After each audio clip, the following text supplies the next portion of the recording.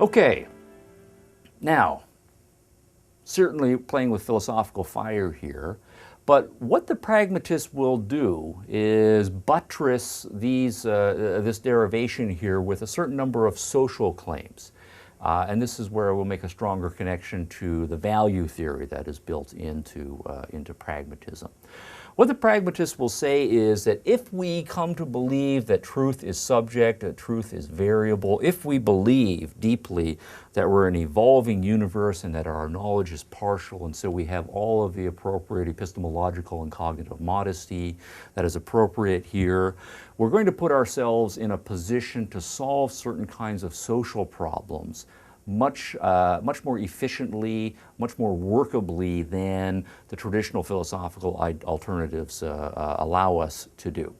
For example, if it is the case that we realize that what we call truth is a little bit more subjective and it's more relative to me, then in my claims I am going to be a whole lot more modest, right, in my approach here.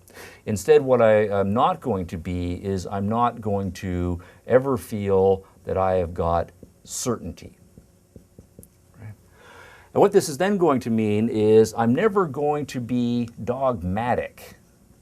I'm never going to say, I know what the truth is, and if what you believe is the truth differs from what I believe, then clearly you're wrong, and that sets us up for certain signs of social relationships here. Instead, I will be much more tentative in the kinds of claims that I will be making. And so I'll have epistemological modesty, epistemological tentativeness, as opposed to the claims of certainty and the claims of dogmatic truth that come out of. Certainly, the idealist tradition has a less good track record on this respect, and to some extent also out of the realist tradition. Now, the social benefits that the pragmatists say are going to come out of this is that if people are modest and tentative in their claims, nobody believes that he or she has a lock on God's truth or the one right true theory of everything. People are less inclined to think they will be in a position to impose their truth on other people or use any sort of methods, either psychological pressure or even physical coercion, to get other people to conform to what they take to be the absolute truth. Instead, what we will be is a whole lot more tolerant, because we'll recognize that our beliefs are partial, they're tentative, other people have different data sets, different interpretations, and all of that is fine. And so what comes along with that is a willingness to live and let live, right, when there are different interpretations and different data sets operative here. As opposed to what is more likely to come out of a tradition that believes that there are truths, that their tradition has a lock on those truths are important socially, any sort of a view that it says I can use imposition on other people to make them believe and conform to what I take to be the absolute truth in this particular case. And so this then is going to be a philosophy from the perspective of the pragmatists that allows for a much more peaceful, live and let live, harmonious kind of social organism. I'm going to work through a couple more examples here, talking about the social benefits of from a pragmatic perspective, of a more subjectivized and relativized approach to knowledge and philosophy. I want to work through religion. We've mentioned just a minute ago that from the pragmatic perspective, one of the major problems we have had, not only intellectually but also socially, have been philosophical systems that believe in higher truth, that believe in absolute truth, believe in certainty. This has then led to a widespread philosophical justification for various sorts of dogmatism, impositions, and intolerance. And so the pragmatic argument is that a certain amount of epistemological modesty can diffuse a lot of that and lead us to have a more tolerant and open kind of society. Now, religion is an example that is on the pragmatist mind here. And here I do want to introduce a qualification about the pragmatic view of religion. Pragmatists tend to be negative on much of the history of religion, given that religion's core philosophical claims about an absolute being who delivers absolutely certain truths and top-down imposition, all of that runs against the grain of pragmatism. But nonetheless, there is a way in which one can be pragmatically religious, and particularly in the 20th and 21st century American and Western European, more broadly Western civilization approach to religious matters that should sound very modern, very comfortable, very unproblematic. And the pragmatists will say that their philosophy is actually the one that best captures religion in the modern world.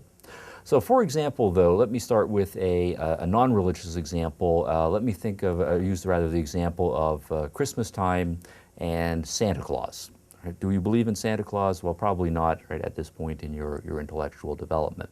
But go back to the point at which one is in second grade, right? Or imagine that you are the parent, right, of a second grader, and it is now November, shading on into December, and your second grader comes home from school and starts asking various kinds of questions about Christmas and Santa Claus.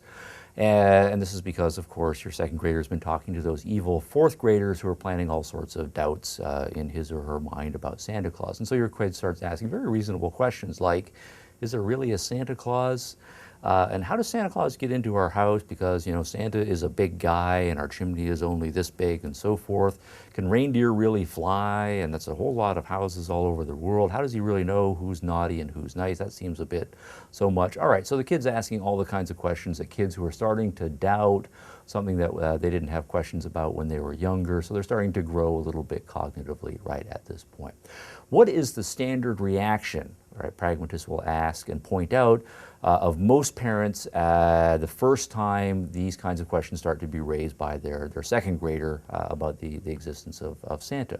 They'll point out that most parents lie. They lie as creatively and as cleverly as they possibly can, right? They come up with all kinds of just so explanations. They invoke magic, they invoke this, that, and the other thing, and then they, of course, use the heavy artillery if the kid doesn't seem to be going for it, and say Santa only brings presents to kids who really believe in him. And of course the kid is wise enough at this point to see what the game is, and so is in a position to will himself or will herself into believing in Santa Claus for another year. Okay, fairly common phenomenon, but what's the philosophical point, right, of this example as laid out here? The pragmatists will say that what we are primarily concerned with, right, when we're talking about Christmas and Santa and our children, is not objective truth. Right? That's not the overarching consideration in this situation. Instead, we're concerned with our desire to have a certain kind of holiday experience, right, for ourselves and for our children, right?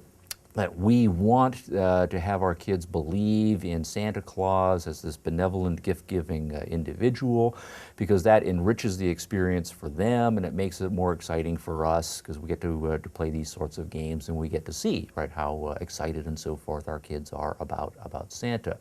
So in our heart of hearts, right, where there's a conflict then between objective truth and subjective desire, we typically function in a much more subjectivistic fashion,